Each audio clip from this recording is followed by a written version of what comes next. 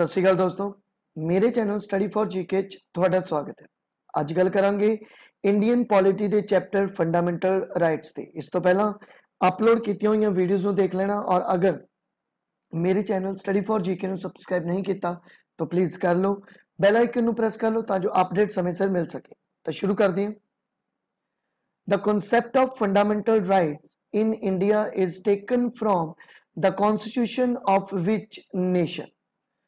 देखो, fundamental right किस संविधान तो या किस देश के संविधान तो बोरो किते हैं? तो फंडामेंटल राइट बोरो किते हैं यूएसए तो। इसका जो राइट आंसर है ए 1। देखो, यूएसए तो असी प्रेम्बल, जुडिशियल रिव्यू,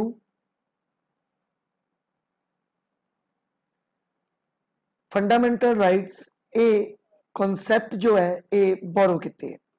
अगर पूछ रहे हैं फंडामेंटल ड्यूटीज असी कितों बोरो कीतियां तो वो यूएसएसआर तो बोरो कीतियां।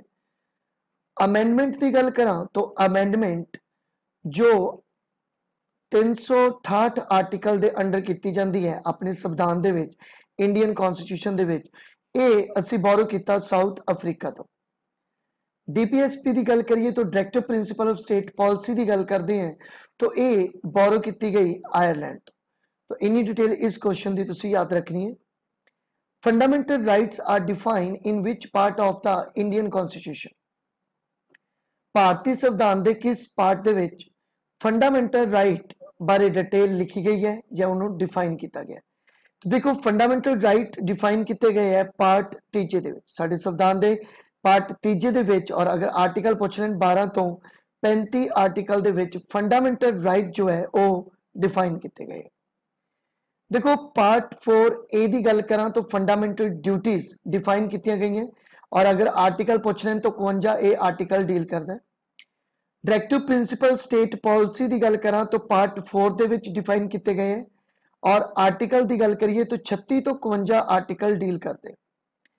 पार्ट 5 दे विच एग्जीक्यूटिव की गल की गई है, यूनियन एग्जीक्यूटिव।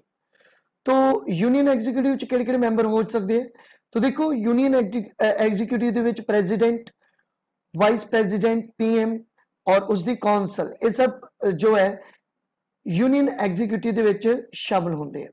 तो पार्ट 5 दे विच डिटेल है यूनियन एग्जीक्यूटिव की। और अगर आर्टिकल पूछ लें यूनियन एग्जीक्यूटिव का तो वह है 52 तो 78 article. How many fundamental rights are there in the Indian constitution? देखो, भारतीय संविधान दे विच किन्ने फंडामेंटल राइट सानू मिले हैं? तो देखो, स्टार्टिंग दे विच एक फंडामेंटल राइट जो सीगे AC 7, पर 44th अमेंडमेंट द्वारा ये 7 की जगह पे 6 हो गए, मतलब एक रिमूव कर दिता गया प्रॉपर्टी का राइट। तो हुन 6, तो इसका जो राइट आंसर है A 1। The right to property, तो प्रॉपर्टी का जो राइट सी हैज बीन एलिमिनेट किया गया फंडामेंटल राइट्स तो किस अमेंडमेंट द्वारा? तो देखो, 44th अमेंडमेंट द्वारा जो कि 1978 हुई सी, राइट टू प्रॉपर्टी नु लीगल राइट बना दिता गया, लीगल राइट। इस करके साडे 7 फंडामेंटल राइट जेडे सी 6 रह गए। Which part of Indian Constitution is described the Magna Carta of India? देखो, भारत का मैग्ना कार्टा किसनों कहा जाता है? तो भारत के मैग्ना कार्टा के नाम जाना जाता है फंडामेंटल राइट्स नो। और फंडामेंटल राइट्स पार्ट तीजे दे विच निहित। तो इसका जो राइट आंसर है A 1। Which authority can impose reasonable restrictions on the rights of the Indian citizen?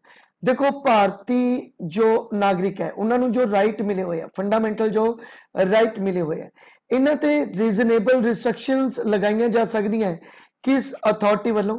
तो वो है सुप्रीम कोर्ट वालों। तो the supreme court of India fundamental rights से रीजनेबल रिस्ट्रिक्शंस जिहड़ियां वो लगा सकती है। तो इसका जो राइट आंसर है ए 1। देखो, इत्थे तुसी याद रखो कि सुप्रीम कोर्ट रिस्ट्रिक्शंस ला सकती है, ना कि अमेंड कर सकती है। अमेंड नहीं किया जा सकता। अगर राइट्स नू अमेंड करना तो राइट्स नू अमेंड करेंगे पार्लीमेंट। तो ये तुसी याद रखनी है चीज। Which article of the constitution abolished untouchability. देखो अनटचेबिलिटी छूता छाती मनाही की गई, खत्म किया गया, एक इस फंडामेंटल राइट्स के द्वारा खत्म किया गया, तो यह है आर्टिकल 17 के द्वारा। तो इसका जो राइट आंसर है ए है 1। आर्टिकल 17 जो है ये डील करता है राइट टू इक्वैलिटी नू, और राइट टू इक्वैलिटी 14 तो 18 ਦੇ ਵਿੱਚ ਸਾਡੇ ਸੰਵਿਧਾਨ ਦੇ ਵਿੱਚ ਫੰਡਾਮੈਂਟਲ ਰਾਈਟ ਦੇ ਵਿੱਚ ਲਿਖੀ ਗਈ ਹੈ। अगर आर्टिकल 18 की गल करा तो इस दे विच जो टाइटल सीगे ये खत्म किए गए, जिन्हें भी टाइटल दिते हुए सी ब्रिटिश वालों जो टाइटल दिते गए या कोई होर टाइटल दिते गए, ये सारे खत्म किए गए आर्टिकल 18 द्वारा। आर्टिकल 15 की गल करिए, डिस्क्रिमिनेशन, डिस्क्रिमिनेशन मतलब भेदभाव की मनाही की गई सी। और आर्टिकल 19 दे विच सानू राइट टू फ्रीडम दी गई, सानू 6 राइट टू फ्रीडम मिलियां, और उहदे विचों 19 एक, और 19 की अगर मैं गल करा तो ये जो है ये सानू आज़ादी दिंदा है एक्सप्रैशंस की, बोलन की आज़ादी दिंदा है, भाषण देने की आज़ादी दिंदा है, खुल के बोलन की, और सर गवर्नमेंट की जो आलोचना करनी है उसकी आज़ादी दिंदा। तो राइट टू फ्रीडम आर्टिकल 19, और आर्टिकल 19 तो 22 दे विच राइट टू फ्रीडम जो है साडा फंडामेंटल राइट है। By which Constitutional Amendment Act a new Article 21A was insert in the Constitution। देखो आर्टिकल 21 काफी इंपॉर्टेंट है और ये सानू प्रोवाइड करता है right to education. Right to education के अंडर 6 तो 14 साल के बच्चों को मुफ्त शिक्षा दी जाएगी बाय गवर्नमेंट, और ये अमेंडमेंट करके फंडामेंटल राइट के विच जोड़िया गया 21A। तो वो पूछ रहे हैं कि किस अमेंडमेंट द्वारा जोड़ा गया, तो वो है 86वीं अमेंडमेंट द्वारा। और याद रखियो 86वीं अमेंडमेंट जो हुई सी ये हुई सी 2002 दे विच। तो 86वीं amendment 2002 they which article 21A जोड़िया गया। तो इसका राइट आंसर है 1। देखो 42nd अमेंडमेंट जो हुई सी 1976 विच हुई सी, 44th अमेंडमेंट 1978 दे विच हुई सी, और जो 91st अमेंडमेंट है ये हुई सी 2003 दे विच, और ये अमेंडमेंट काउंसिल ऑफ मिनिस्टर नाल संबंध रखती है। Which fundamental rights is granted only to the citizens and not to the foreigners। देखो फंडामेंटल राइट्स के विचों केड़े राइट्स जो सिर्फ सिटीजन्स नूं ही मिल सकते हैं, इंडियन भारतीय नागरिकां नूं ही मिल सकते हैं, ना कि फॉरनर्स नूं या एलियंस नूं नहीं मिल सकते। तो वो है आर्टिकल 14 का, जिसनूं तुसी equality before law, equality protection of law दे नाम नाल जानते हो। तो इसका जो राइट आंसर है A1। Which article of the Indian constitution provide for equal opportunities for all citizen in public employment. देखो पब्लिक एम्प्लॉयमेंट दे विच जो इंडियन सिटीजन है उन्होंने इक्वल अपॉर्चुनिटीज प्रोवाइड करता है केड़ा फंडामेंटल राइट, तो वो है आर्टिकल 16। तो इसका जो राइट आंसर है ए है 2। The article 17 and 18 of the constitution provides. देखो आर्टिकल 17 18 की गल करिए तो ये प्रोवाइड करते हैं सोशल इक्वैलिटी। तो इसका जो राइट आंसर बनेगा ये बनेगा 1। और 17 18 दे विच मेंशन की है, देखो 17 दे विच अनटचेबिलिटी छूता छाती मनाही की गई, और आर्टिकल 18 की अगर मैं गल करा तो ये जो है ये खत्म करता है, ऑब्लिस्ट करता है किसनू, तो याद रखियो ये ऑब्लिस्ट करता है टाइटल्स नू, टाइटल्स नू ये खत्म करता है। Article 19 of the Indian constitution provides. देखो आर्टिकल 19 जो है ये सानू राइट टू फ्रीडम प्रोवाइड करता है, और 19 तो 22 आर्टिकल दे अंडर ये सानू जो है राइट टू फ्रीडम प्रोवाइड करता है। वो पूछते हैं कि कितनियां फ्रीडम जो सानू प्रोवाइड की गई हैं, तो वो 6 फ्रीडम सानू प्रोवाइड जड़ियां हो की गई। तो इसका जो राइट आंसर है A 1। The freedom of press is mention in which of the following rights. देखो फंडामेंटल राइट्स से किस आर्टिकल द्वारा फ्रीडम ऑफ प्रेस दी गई है। देखो नॉर्मली तो अगर डायरेक्ट की गल करिए तो डायरेक्टली तो सानू इस शब्द के अकॉर्डिंग फ्रीडम ऑफ प्रेस किते भी नहीं मिलता, लेकिन जो फ्रीडम ऑफ प्रेस है एक कॉन्सेप्ट ਇਨਕਲੂਡ ਕੀਤਾ ਜਾਂਦਾ ਹੈ ਰਾਈਟ ਟੂ ਐਕਸਪ੍ਰੈਸ਼ਨ ਦੇ ਵਿੱਚ, ਮਤਲਬ ਰਾਈਟ ਟੂ ਐਕਸਪ੍ਰੈਸ਼ਨ ਦੇ ਅੰਡਰ ਹੀ ਸਾਨੂੰ ਫਰੀडम ऑफ प्रेस ਜਿਹੜੀ ਹੈ ਉਹ ਦਿੱਤੀ ਗਈ ਹੈ। तो इसका जो राइट आंसर है ए है 2। Right to privacy comes under, देखो राइट टू प्राइवेसी सानू मिलिया होया, ठीक है, फंडामेंटल राइट है। तो राइट टू प्राइवेसी सानू किस आर्टिकल दे अंडर मिलता है? तो ये है, जो राइट आंसर है ये है 10। Right to education in our country is R dash right. देखो राइट टू एजुकेशन पूछ रहे हैं कि साडे संविधान दे विच केड़ा राइट है। देखो पहली गल तां जो राइट टू एजुकेशन सी ये सब तो पहला डीपीएसपी दे विच इनक्लूड सी, directive principle of state policy दे विच आंदे सी, पर बाद विच 86वीं जो अमेंडमेंट की गई सी 2002 दे विच, इस अमेंडमेंट द्वारा जो राइट टू एजुकेशन है इस नूं फंडामेंटल राइट जिहड़ा वो बना दिता गया सी 21A article they under. Which article of the Indian Constitution did Dr. B.R. Ambedkar term as the heart and soul of the Indian Constitution? देखो डॉक्टर बी आर अंबेडकर ने किस फंडामेंटल राइट नू दिल अते आत्मा कहा है? तो आर्टिकल है 32। तो आर्टिकल 32 के अकॉर्डिंग जो असी सुप्रीम कोर्ट कोले और हाई कोर्ट कोले जा सकते हैं अपने फंडामेंटल राइट नू लागू करवाने के लिए। तो इस करके डॉक्टर बी आर अंबेडकर ने इस आर्टिकल 32 नू ही आत्मा अते दिल दे नाल संबोधन किया। In which of the following articles the interest of minorities are covered? देखो किस फंडामेंटल राइट्स के अंडर इंटरेस्ट ऑफ मिनोरिटीज नू कवर्ड किया गया है? तो वो है आर्टिकल 29 के अकॉर्डिंग। तो इसका जो राइट आंसर है ये है 3। आर्टिकल 29 की गल करा तो 29 तो 30 दे विच कल्चरल एंड एजुकेशनल राइट सानू प्रोवाइड किए गए।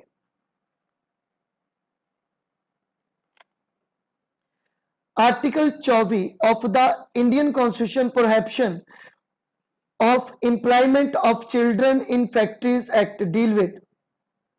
देखो आर्टिकल 14 द्वारा ये रोक लाई गई है कि किसी भी जो बच्चा 14 साल तो घट है उसनू किसी भी फैक्ट्री में काम नहीं करवाया जा सकता, किसी भी शॉप पे काम नहीं करवाया जा सकता। पूछ रहे हैं कि आर्टिकल 24 किस दे अंडर आंदा है, कि वो फंडामेंटल राइट है, कि वो यूनियन गवर्नमेंट के अंडर आंदा है, स्टेट गवर्नमेंट के अंडर आंदा है, या डीपीएसपी के अंडर आंदा है, डायरेक्टिव प्रिंसिपल। तो देखो आर्टिकल 24 डील करता है fundamental rights of the Indian constitution. तो इसका जो राइट आंसर है ए है 1। Which of the following fundamental rights are not suspended during an emergency? देखो emergency दे दौरान केड़े फंडामेंटल राइट सस्पेंड नहीं किए जा सकते? तो वो है पर्सनल लिबर्टी। देखो इसका राइट आंसर है 3। तो पर्सनल लिबर्टी जो है वो एमरजेंसी के दौरान भी जो है सस्पेंड नहीं किया जा सकता। Which of the following is true with respect to fundamental rights?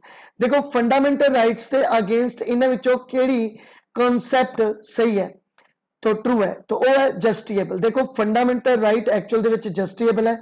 अगर साडे फंडामेंटल राइट्स का कोई हनन हुंदा है तो असी सुप्रीम कोर्ट और हाई कोर्ट कोले जा सकते हैं। सुप्रीम कोर्ट कोले आर्टिकल 32 के अकॉर्डिंग रिट लगेगी, हाई कोर्ट दे विच 226 के अकॉर्डिंग रिट लग सकती है, ठीक है, फंडामेंटल राइट्स नू लैके। देखो अपने संविधान दे विच प्रैम्बल और डीपीएसपी भी ने, directive principle of state policy, पर ये नॉन जस्टिएबल दे अंडर आते हैं। तो तुसी याद रख सकते हो फंडामेंटल राइट्स जस्टिएबल ने, जदों कि प्रैम्बल और डीपीएसपी जो है वो नॉन जस्टिएबल है। Who has the authority to amend the fundamental rights of the citizen? देखो फंडामेंटल राइट्स नू कौन अमेंड कर सकती है, केड़ी संस्था अमेंड कर सकती है, केड़ी अथॉरिटी अमेंड कर सकती है? तो वो है पार्लियामेंट। तो देखो पार्लियामेंट जो है वो 2/3 मेजोरिटी के द्वारा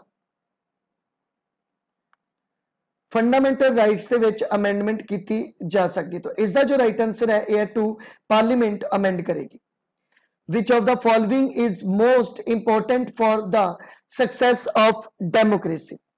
देखो डेमोक्रेसी दी सक्सेस के लिए इन्हां विचों केड़ा राइट जो है वो सही है या केड़ा राइट मोस्ट इंपॉर्टेंट है? तो वो है राइट टू पर्सनल लिबर्टी। तो इसका जो राइट आंसर बनेगा ये बनेगा 3।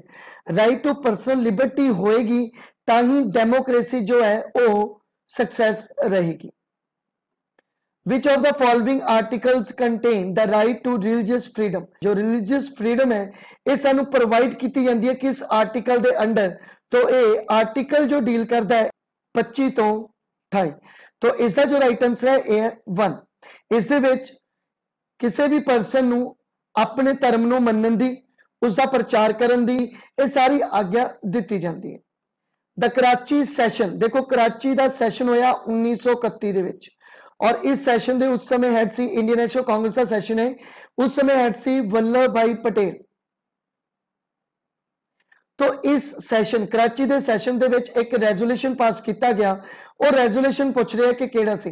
तो वो रेजोल्यूशन सी फंडामेंटल राइट्स। तो फंडामेंटल राइट्स का रेजोल्यूशन कराची दे सैशन 1931 दे विच जो सी और उस समय इंडियन नेशनल कांग्रेस के प्रधान सी वल्लभ भाई पटेल। तो उस समय रेजोल्यूशन पास किया गया सी। और अगर पूछन कि फंडामेंटल राइट्स का जो ड्राफ्ट तैयार किया गया तो फंडामेंटल राइट्स का ड्राफ्ट तैयार किया सी पंडित जवाहरलाल नेहरू वालों। Habeas corpus quo warranto are terms related to which of the following articles? देखो habeas corpus quo warranto ये कुछ रिट्स ने अपने इंडियन कॉन्स्टिट्यूशन दे विच 5 रिट्स की गल की गई है। अगर आप गल करिए एक हुंदी अपने को हैबस कॉर्पस, एक हुंदी अपने को क्यू वारंटो, एक हुंदी अपने को मैंडामस, एक हुंदी है सुट्रेरी, एक हुंदी है प्रोहिबिशन। तो ये 5 रिट सानू दित्तियां गई हैं।